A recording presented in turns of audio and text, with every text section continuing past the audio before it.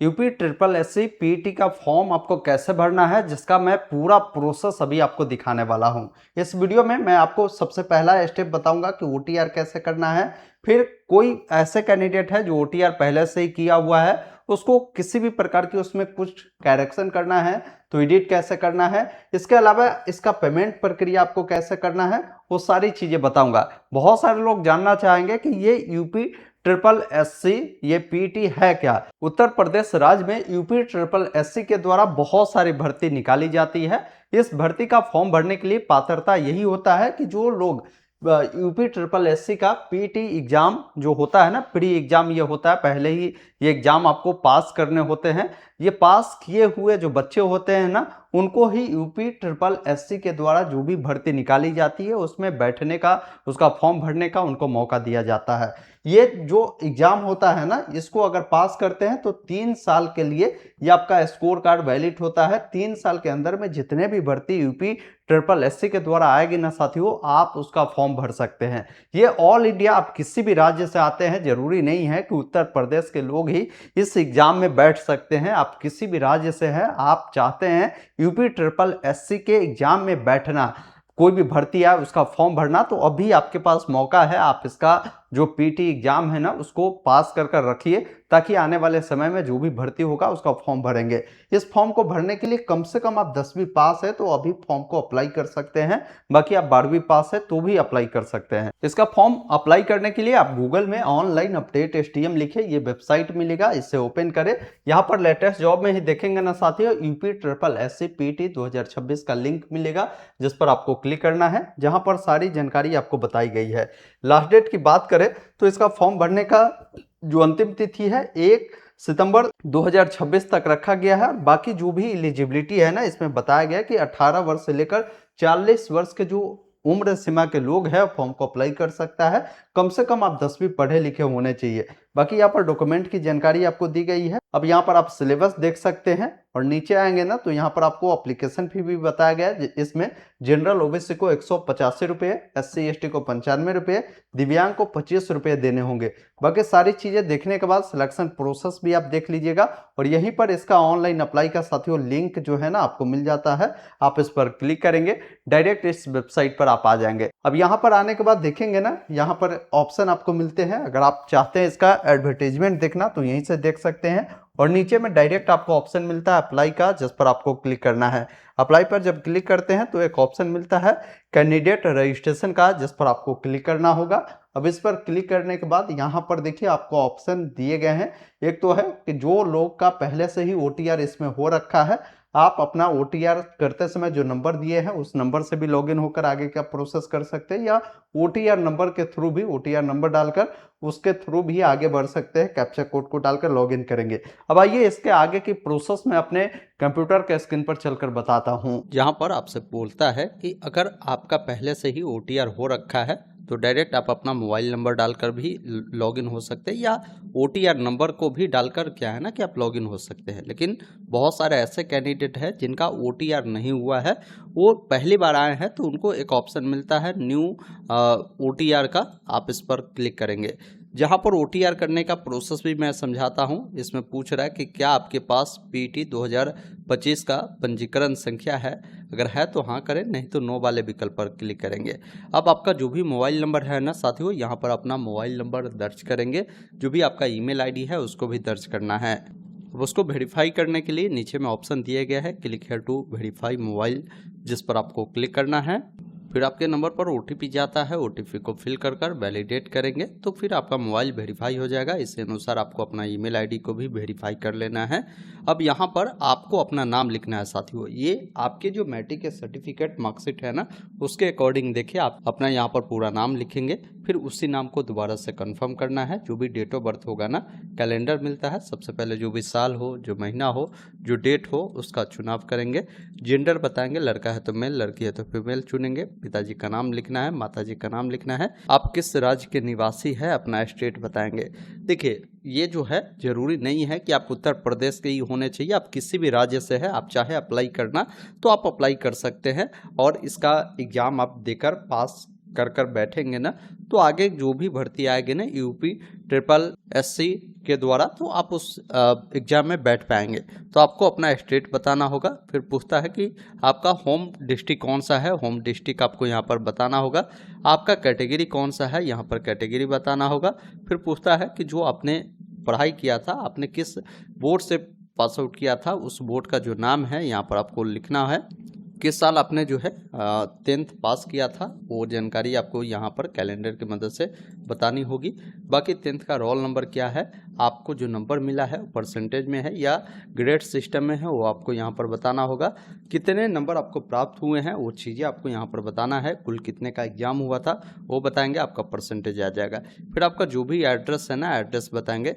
जैसे permanent address में आप पहले पूछ रहा है कि केयर ऑफ में किन का नाम देना चाहते हैं। जैसे आपका अगर फादर है तो आप फादर का नाम दीजिएगा। कोई महिला है, उनकी शादी हो चुकी है, तो केयर ऑफ में आप अपने हस्बैंड का भी नाम आप दे सकते हैं अगर आप देना चाहें तो। फिर यहाँ पर जो भी आपका हाउस नंबर या फ्लैट नंबर है वो आप बताएंगे। जो भी आपका ये पोस्ट ऑफिस है या मोहल्ला है उसका नाम आप यहाँ पर बता सकते हैं। जो भी लोकेलिटी है वो आप बताएंगे या विलेज का नाम बता सकते हैं। बाकी यहाँ पर स्टेट डिस्ट्रिक्ट आपका सिलेक्ट रहेगा, जो पिन कोड है आपको देना है। अगर आपका परमानेंट एड्रेस करस्पॉन्डेंस एड्रेस समान है ना, तो आप इस चेकबॉक्स पे टिक कर दीजिएगा। दोनों फिल होगा, अलग अलग है तो अलग अलग जानकारी को आपको यहाँ पर फिल करना है। यहाँ पर कोई एक डॉक्यूमेंट देना होगा, जिसमें PAN card, driving licence, voter ID card, इन तीनों में से जो भी आपके पास डॉक्यूमेंट है उस डॉक्यूमेंट को यहाँ पर चुनेंगे। हालांकि ये ऑप्शनल में है तो दीजिए, नहीं है तो छोड़ सकते हैं। अब जो डॉक्यूमेंट दे रहा है तो उस डॉक्यूमेंट का नंबर दे देंगे, नहीं है तो इसको आप छोड़ सकते हैं। नीचे आएंगे ना तो यहाँ पर आपको फोटो सिग्नेचर अपलोड करना है। फोटो जो भी होगा ना आपका पासपोर्ट साइज का, उसको यहाँ से सिलेक्ट करेंगे। ये आपका 30 KB से लेकर 50 KB में ये रहेगा, ये ध्यान रखिएगा। बाकी जो भी आपका सिग्नेचर होगा ना, सिग्नेचर भी आपको यहाँ पर अपलोड करना है। फिर नीचे आएंगे, यहाँ पर घोषणा करना है तो आपको एस कर देना है। कैप्चा कोड को फिल कर सबमिट वाले विकल्प पर क्लिक करना है। इस प्रकार देखेंगे ना, आपका जो OTR है वो कंप्लीट होता है और आपका OTR नंबर भी जनरेट हो जाता है। इसको आप यहाँ से प्रिंट स्लिप पर क्लिक कर आप प्रिंट कर लेंगे, या आप यहाँ पर भी प्रिंट OTR फॉर्म पर क्लिक कर भी आप प्रिंट ले लेंगे। उसके बाद बैक टू होम वाले पेज पर क्लिक करेंगे तो फिर आप यहाँ पर आ जाएंगे। तो ये प्रक्रिया था जिन लोगों का मान लीजिए OTR नहीं हुआ था, OTR कैसे करेंगे मैंने बता दिया। एक और चीज़ है, जो लोग 2025 में अपना ये किया था ना अपना ये OTR, तो वो लोग कैसे आगे की प्रक्रिया करेंगे। तो आपको ये जो OTR वाला ऑप्शन मिलता है ना रजिस्ट्रेशन का, इस पर क्लिक कर यहाँ से एस कर आपको क्या है ना कि अपना वो पुराना वाला जो PT रजिस्ट्रेशन नंबर मिला है उसको डालकर यहाँ से गेट OTP पे क्लिक करना है। आपको बस यहाँ पर फोटो सिग्नेचर को अपलोड कर यहाँ से डिक्लेयर कर एस करेंगे। कैप्चा कोड को डालकर सबमिट करेंगे। एक चीज़ और मैं बताना भूल गया, यहाँ पर आप कोई ID कार्ड देना चाहते हैं तो कोई ID कार्ड भी आप दे सकते हैं। अब जैसे ही सबमिट करेंगे तो आपका जो OTR नंबर है वो यहाँ पर देखने को मिल जाता है।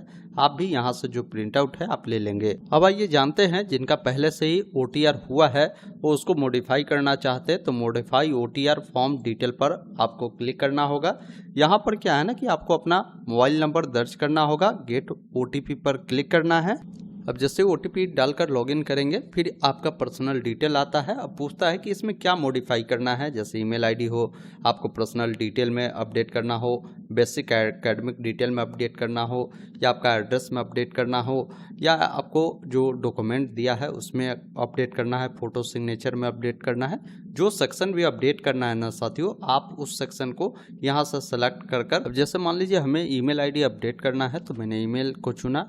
अब ईमेल जो आप अपडेट करना चाहते हैं ना वो यहाँ पर ईमेल आईडी डालेंगे, फिर इसको वेरीफाई करेंगे, उस पर OTP जाएगा, कैप्चा कोड को डालकर सबमिट करेंगे। बाकी आपको जो भी अपडेट करना है सेम उससे अनुसार उसको सिलेक्ट करेंगे तो फिर यहाँ से वो जानकारी को आप अपडेट कर सकते हैं। इतने सारे ऑप्शन आपको दिए गए हैं। इस प्रकार आप जो है इसमें OTR में एडिट भी कर सकते हैं। अब OTR आपका सब कुछ कंप्लीट हो गया। अब आगे का प्रोसेस करने के लिए आप यहीं पर आएंगे, यहाँ पर आप अपना मोबाइल नंबर डालकर गेट OTP पे क्लिक करेंगे, फिर OTP को वेरीफाई करेंगे, कैप्चा कोड को डालकर लॉगिन करेंगे, या OTR नंबर के थ्रू भी आप लॉगिन हो जाएंगे। लॉगिन होने के बाद यहाँ पर क्या है ना कि आपका जो जानकारी है ना साथियों, यहाँ पर आपको देखने को मिलता है। अब आप नीचे आएंगे तो बेसिक एकेडमिक डिटेल में जैसे हाई स्कूल की जानकारी आपका पहले से ही है। अगर आपने इंटरमीडिएट अगर पास कर रखा है तो यहाँ पर आप बताएंगे कि किस बोर्ड से आपने पास किया है, साथ में आपने कब पास किया है, क्या रोल नंबर है, आपका नंबर परसेंटेज या ग्रेड सिस्टम में वो बताएंगे कितने नंबर मिले हैं, कुल कितने का एग्जाम हुआ था, आपका परसेंटेज आएगा। इंटरमीडिएट नहीं है तो इसको टिक नहीं करिएगा, आप ऐसे ही इसको छोड़ देंगे। बाकी आप नीचे आएंगे, आपसे पूछता है कि आपकी शादी हो चुकी है तो यस करें, नहीं तो नो वाले विकल्प पर आपको क्लिक करना है। EWS से बिलोंग करते हैं तो यस करेंगे, नहीं तो नो वाले विकल्प पर क्लिक करेंगे। पूछता है कि अगर आप एम्प्लॉय है मतलब जॉब में है तो आप बता सकते हैं, नहीं तो इसको छोड़ेंगे। फ्रीडम फाइटर के अगर आप है उत्तर प्रदेश के आश्रित तो आप बता देंगे, नहीं तो इसको भी छोड़ेंगे। एक्स सर्विसमैन के बारे में पूछता है, वो चीज़ें आपको यहाँ पर बताना है। दिव्यांग है तो उसके बारे में आप बता सकते हैं, नहीं तो ये जानकारी आपका नो ही रहेगा।